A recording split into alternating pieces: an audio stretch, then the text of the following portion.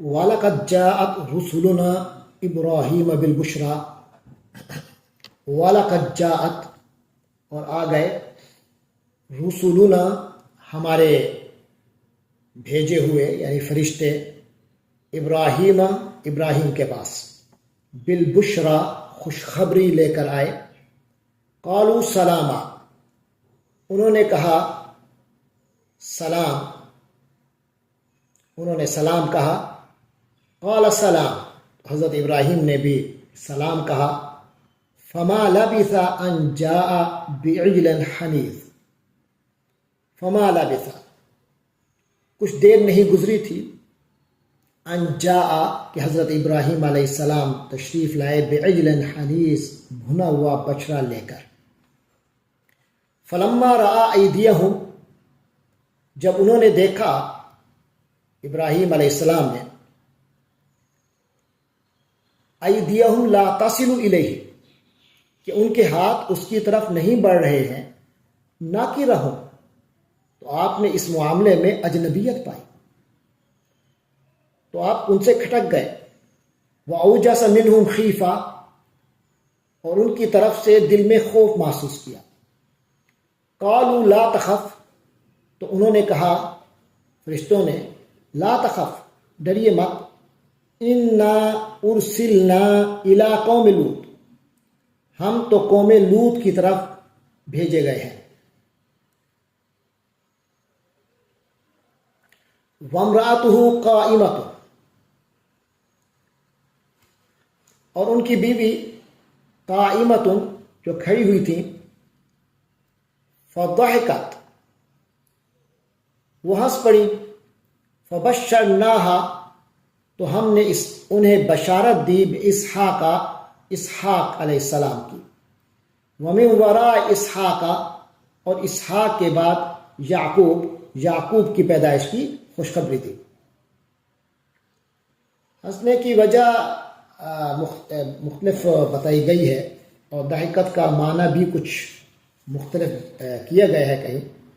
تو بہرحال ہنسنے کے معنی کو ہمارے اردو مفسرین نے ترجیح دی ہے کہ ہنسنے کا مطلب یہ بعض نے تو یہ رائے قائم کی ہے کہ یہ جب اطمینان ہو گیا کہ یہ اجنبی کوئی خطرناک معاملہ نہیں ہے تو خطرے کی کوئی بات نہیں تو اس خوشی کی وجہ سے وہ مسکرائیں لیکن زیادہ صحیح بات یہ ہے کہ وہ بیٹے کی خوشخبری پہلے سن چکی تھی کہ فرشتوں نے بیٹے کی خوشخبری پہلے دے دی تھی اور حضرت لوط علیہ السلام کی قوم پر عذاب کرنے کا ذکر بعد میں کیا تھا اس پر انہیں تعجب بھی ہوا اور خوشی بھی اور ان کو ہنستا دیکھ کر فرشتوں نے دوبارہ یہ خوشخبری دی تو فرمایا قالت یا ویلتا تو اس محترمہ نے حضرت ابراہیم کی جو زوجہ تھیں تو ان کا نام سارہ بتایا جاتا ہے انہوں نے کہا یا ویلتا ہائے میری شامت آلدو کہ میں بچہ جنوں گی وانا عجوز جبکہ میں نہایت بوڑھی ہو چکی ہوں وہذا بالی اور یہ میرے شوہر شیخن بوڑھے ہیں ان ھذا لشیء عجیب یہ تو بہت عجیب بات ہو گئی قالوا اتعجبین من امر اللہ تو ان فرشتوں نے کہا اتعجبین کہ آپ تعجب کر رہی ہیں من امر اللہ اللہ کے حکم پر اللہ کے فیصلے پر رحمت اللہ اللہ کی رحمت ہو وبرکاتہ اور اس کی برکتیں ہوں علیکم آپ لوگوں پر اہل البیت گھر والوں تو اے نبی کے گھر والوں یقیناً تو اے نبی والوں آپ پر اللہ کی رحمت اور برکتیں ہوں انہ حمید مجید اور یقیناً وہ اللہ تبارک و تعالی کی ذات جو ہے وہ حمید ہے ہر تعریف کی مستحق ہے مجید بڑی شان والی ہے فلما ذهب عن ابراہیم الرعو پھر جب حضرت ابراہیم سے گھبراہٹ دور ہو گئی وجاءته البشرى اور خوشخبری مل گئی یجادلونا فی قوم لوط تو انہوں نے یجادلونا وہ پھر جھگڑنے لگے فی قوم لوط کی قوم کے بارے میں ان ابراہیم، یقیناً حقیقت یہی ہے کہ ابراہیم علیہ السلام لحلیم، بہت بردبار، اواہ، اور بڑی آہیں بھرنے والے، منیب، اور ہر وقت اللہ سے لو لگانے والے ہیں۔ یا ابراہیم اعرض عن ھذا، اللہ فرماتے ہیں ہم نے ان سے کہا یا ابراہیم، اے ابراہیم، اعرض عن ھذا، اس بات کو جانے دو، چھوڑیے اس معاملے کو، انہ قد جاء امر ربک، اب تو آپ کے رب کا فیصلہ آ چکا ہے، وَإِنَّهُمْ آتِيهِمْ، یقین کل ان لوگوں پر ایسا عذاب تو آ کر ہی رہے گا، عذاب، ایسا عذاب، غیر مردود، جس کو لوٹایا نہیں جا سکے گا۔ وَلَمَّا جَاءَتْ رُسُلُنَا لُوطًا، اور جب ہمارے فرشتے لوط کے پاس پہنچے، حضرت لوط علیہ السلام کے پاس، سِیَ بِہِمْ، تو وہ ان کی وجہ سے غمگین ہوئے، وَضَاقَ بِهِمْ، اور وہ ان کا دل پریشان ہوا، ان کو تنگی ہوئی بہت، وَضَاقَ بِهِمْ زَرْعًا، اور آپ کا دل ان سے بہت تنگ ہوا، وَقَالَ هَذَا يَوْمٌ عَسِيرٌ، اور آپ کہنے لگے کہ آج کا دن تو بہت سختی کا دن ہے، ہذا، یہ جو آج کا دن ہے، یوم عصیب، سختی کا دن ہے، بہت سخت دن ہے۔ وَجَاءَهُ قَوْمُهُ، اور ان کی قوم کے لوگ آئے ان کے پاس، یہرعون، دوڑتے ہوئے، دیوانہ وار دوڑتے ہوئے، الیہ، ان کی طرف، وَمِن قَبْلُ كَانُوا يَعْمَلُونَ السَّيِّئَاتِ، اور پہلے سے ہی وہ گندے کاموں میں ملوث تھے۔ قَالَ يَا قَوْمِ، تو حضرت لوط علیہ السلام نے کہا، اے میری قوم، ہؤلاء بناتی، اے میری قوم کے لوگوں، ہؤلاء بناتی، یہ میری بیٹیاں موجود ہیں، ہن اطہر لکم، یہ تمہارے لیے زیادہ پاکیزہ ہیں، فاتقوا اللہ،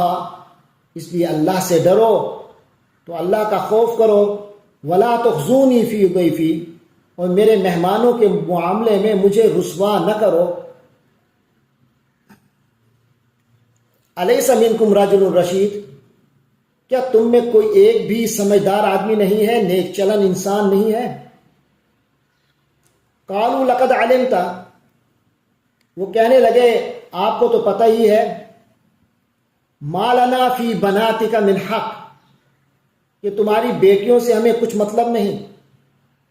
تمہاری ان بیٹیوں پر ہمارا کوئی حق نہیں ہے، وَإِنَّكَ لَتَعْلَمُ، اور آپ تو خوب جانتے ہیں، مَا نُرِيدُ، جو ہم چاہتے ہیں۔ قَالَ لَوْ أَنَّ لِي بِكُمْ قُوَّةً، تو لوط علیہ السلام نے کہا،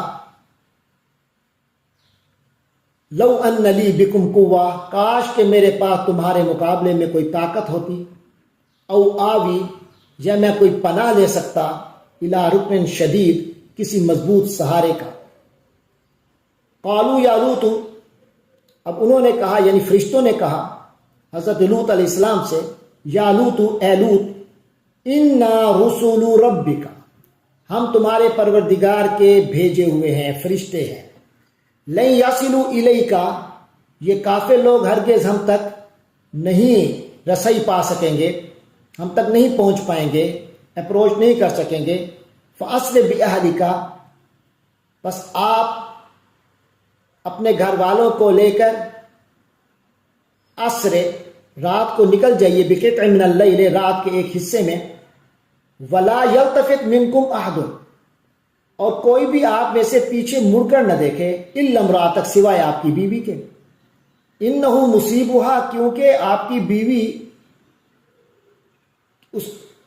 اس پر تو مصیبت آئے گی ہی، ما اصابہم، جو سب پر، جو آپ ان سب آپ کی قوم کے لوگوں پر آنے والی ہے، کیونکہ اس پر بھی وہی مصیبت آنے والی ہے جو اور لوگوں پر آ رہی ہے۔ ان موعدہم الصبح، یقین رکھیے کہ ان پر صبح کا وقت مقرر ہے، یعنی عذاب نازل کرنے کا،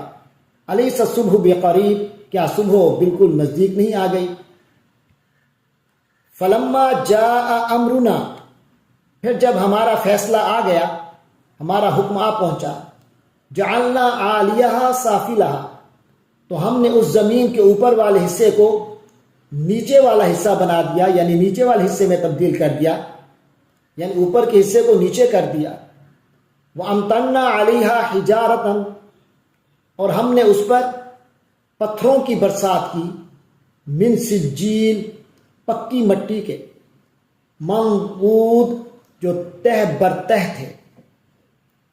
مسومۃ عند ربک، تو مسومۃ عند ربک، وہ نشان زدہ تھے عند ربک، تمہارے رب کی طرف سے،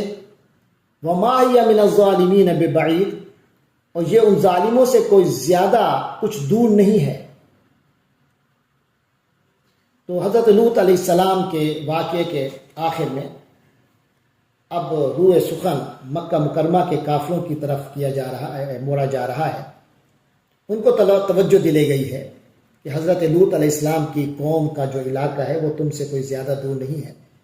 کیونکہ تم لوگ جب شام کی طرف جاتے ہو تجارت کے لیے تو یہ علاقہ بھی تمہارے راستے میں پڑتا ہے، لہٰذا اگر تم میں ذرا بھی معقولیت ہے، تمہیں ان واقعات سے، ان باتوں سے عبرت حاصل کرنا چاہیے۔